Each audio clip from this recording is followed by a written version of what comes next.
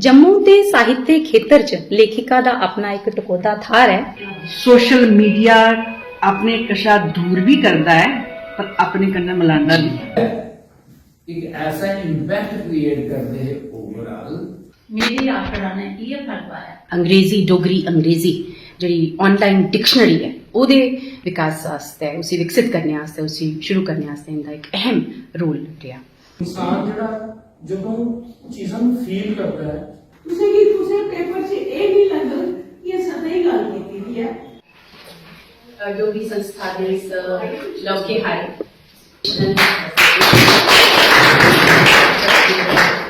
अगला विशेष सादा है मानयोग डॉक्टर शशि पठानिया और इनकी आज के प्रोग्राम ठीक उन्हें बड़ी मान करते डोगरी संस्था के प्रधान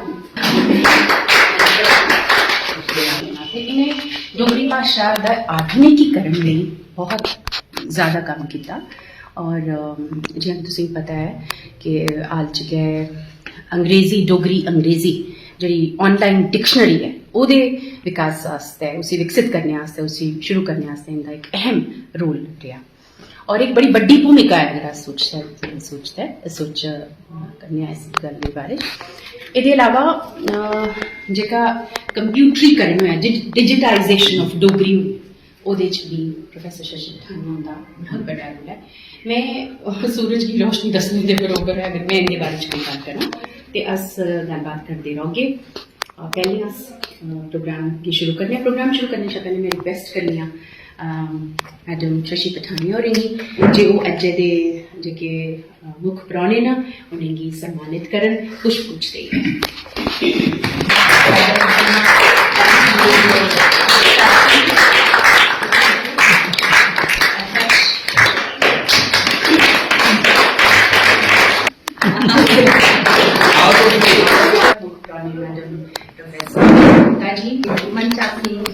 आदरणीय विद्वान अज के मुख परौने प्रोफैसर वीना मिठा मैम जी उप प्रधान डोगरी संस्था चेचे परौने डॉक्टर अरविंदर सिंह अमन अतिरिक्त सचिव कला संस्कृति व भाषा अकादमी जम्मू कश्मीर कार्यक्रम के अध्यक्ष प्रोफैसर ललित मगोत्रा प्रधान डोगरी संस्था लेखिका शशि पठानिया जी ते मंच संचालक मैम प्रोमिला मनहास जी। इस कार्यक्रम च उपस्थित सारे कला प्रेमी भी मेरा हार्दिक नमन है वंदन है। मैं मंच की आज्ञा करना पत्र प्रस्तुत करन वरिष्ठ लेखिका शशि पठानिया जी उनकी इस किताब पर गल करने से पहले मैं उनका एक निकाया परिचय पढ़न। जम्मू के साहित्य खेतर च लेखिका का अपना एक टकोदा थार है। साहित्य के प्रति उनका समर्पण भाव इस गल थमां भी झलकदा है कि जे उन्हें मौलिक ते अनुदित दोनों रूपों च लेखनी चलाई है साहित्य की समृद्ध करने च अपनी अहम भूमिका निभाई। मौलिक साहित्य च लेखिका ने आलोचनात्मक साहित्य की रचना की ते 2000 च प्रकाशित डोगरी साहित्य युग चेतना नां दा लेख संग्रह सामने आता है। अनुवाद लेखन बड़ा गै चुनौती भरोचा काम है ते लेखिका शशि पठानिया जी होरें बड़ी सहजता कन्नै इस चुनौती की भी स्वीकार किया ते उनदियां 4 किताबां जिहड़ियां सामने आईयां किशोरें के प्रशिक्षण वास्ते अध्यापकों लिए पाठ्य सामग्री 2004। बहुत बहुत मुबारक रजनी जी तुमने बड़ा ही शैल लेख पढ़िया और किताब का जिन्होंने वर्ड्स आई वो तुमने दिता और इन्हें दोनों किताबों के विमोचन की कार्रवाई चाहिए वो अस शुरू करने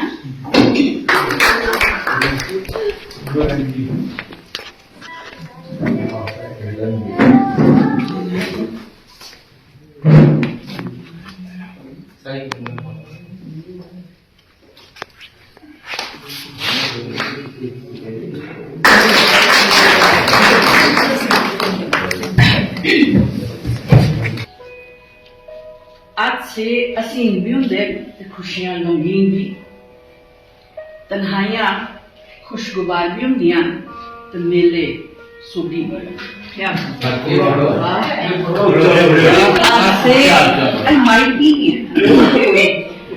आज से हसीन भी होंगे ना ते खुशियां गमगीन भी तन्हाइयां खुशगवार भी होंदियां ते मेले सोगी भी विछोड़ा रुंगला भी होंदा है ते मिलन ਫਿੱਕਾ ਬੇਰੰਗ ਵੀ। ਖਾਸ ਬਦਨਾਮ ਵੀ ਹੁੰਦਾ ਹੈ ਤੇ ਆਮ ਗੁਮਨਾਮ ਵੀ। ਕਲਪਨਾ ਹਕੀਕਤ ਸ਼ਾ ਪਰੇ ਵੀ ਹੁੰਦੀ ਹੈ ਤੇ ਹਕੀਕਤ ਕਲਪਨਾ ਸ਼ਾ ਪਰੇ ਵੀ। ਪਾਣੀ ਖੜੁੱਤ ਵੀ ਹੁੰਦਾ ਹੈ ਤੇ ਅੱਗ ਬਗਦੀ ਵੀ। ਤੇਲ ਤਰਦਾ ਵੀ ਹੈ ਤੇ ਲੱਕੜੀ ਡੁੱਬਦੀ ਵੀ।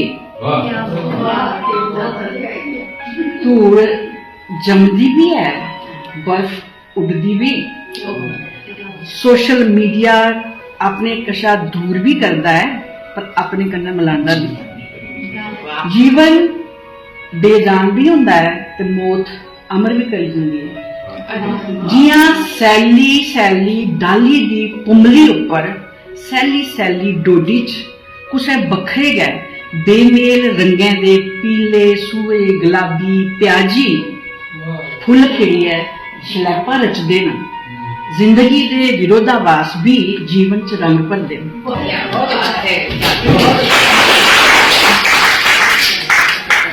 आदर सारे आए परौने का मैं तय दिल तो स्वागत करनी है कि तुसी ध्यान लकड़ी ने पकाउंदे ते दलोंदे दो बारी चेता कराया खीर ओ ना सुहा जां कि दो भाड़ मेरी आकड़ा ने ये फल पाया।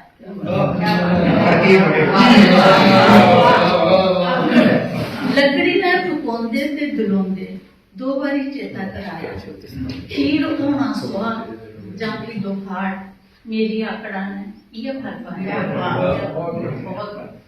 मिट्टी चवखे उठरी ते खिलरी ये गला मिट्टी चवखे उठरी ते खिलरी ये गला धरती छुटनी कुदा भी बसा छोड़ो नी धरत तां गै मिट्टी भी दिंदी है थां छोड़ो नी धरत तां गै मिट्टी भी दिंदी है थां मिट्टी गै मिट्टी की खपा ते मिट्टी मिट्टी च गै समा पानी दा ते तू कुदै भी नहीं भावें हमेशा अनसंग है पर मुद्दतें बाद कल तू मिगी मेरे सुपने च लब्भा पहले साई चिट्टा चीरा चिट्टा लावा चिट्टे केस तू आंबिया मेरा हथ पकड़िया ते हम कदम हो गया।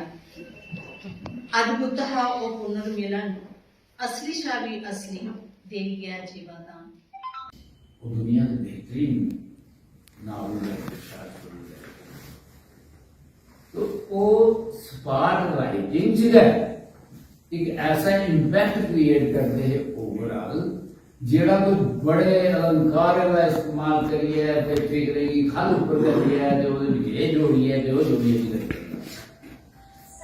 एक गल हो रहा है कि शशि पठानिया और आलोचक भी हैं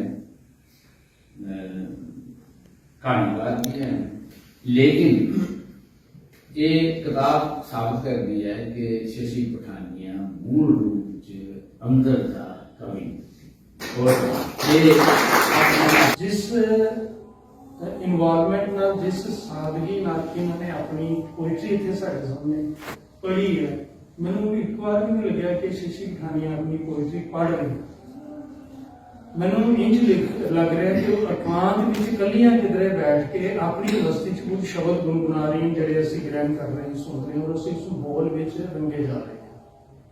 इन्नी वधिया तरीके नाल अपनी फीलिंग्स नूं कन्वे करना जिहड़ियां बिल्कुल शुद्ध हैं प्योर हैं वो वाकई सानू मानवता को थोड़ा जिहा उपर दा दर्जा दिवाण च कामयाब हो सकते हैं और मेरी नज़र च उस एंगल तो किताब बहुत बड़ी इंपॉर्टेंट किताब है वैसे और डोगरी की कविता अज की कविता बहुत बड़ी कंट्रीब्यूशन है प्रोफैसर शशि पठानिया की।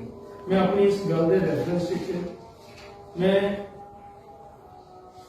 उदाहरण दिया कि इंसान जड़ा जो चीज़ों फील करता है तो उसकी पहली शर्त है कि अंदरों जिंदा होना चाहिए। इन्हें जब भी कुछ पेपर इन्हें शायद कॉन्फ्रेंस भी वो पढ़े थे 2-4 पेपर लेकिन जेड़े छपे दे भी हैं उनदे च भी वही नजर है उनदे च भी सेम नजर है तुसे कि तुसे पेपर च ए नहीं लगदा कि ये सदा ही गल कीती है जो मटीरियल मिला उसी इस चाली कन्ने युक्त तरीके कन्ने उसी आधार बनाइए ओदे आधार पर जो कुछ ऐसे उपलब्ध होता है एक वैज्ञानिक नजर एक शोध पर नजर इन्हें पेपर जरूर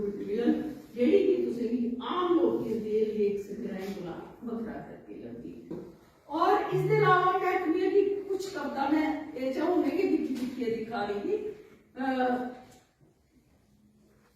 जिया ने आपको पढ़ी सुनाई सार करता, मैं भी शुरू च पढ़ी पढ़ी तो मिगी वो लगा लकड़ी की खानी, लकड़ी की खानी है जे कोई आखिरी बंदा नहीं रहे ओदा हशर की होता है। तो वो एक सारा गुमान है